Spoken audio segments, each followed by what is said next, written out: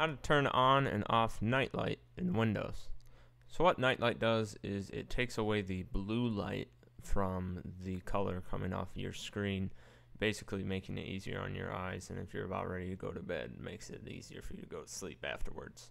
So all you have to do is from the desktop just right click and go to display settings, and then from there scroll down a little bit, and right under color it will be night light on or off.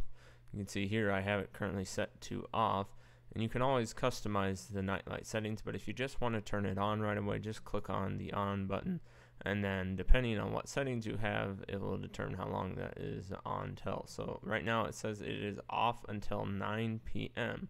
Now if I wanted to, I could go into my nightlight settings and then force it to turn on now, making it so now it has these nightlight settings. I'm not sure if you'll be able to see this on the recording, but as you can see, it has turned very red for myself, and I can turn it back off. And that is how you use the nightlight settings in Windows.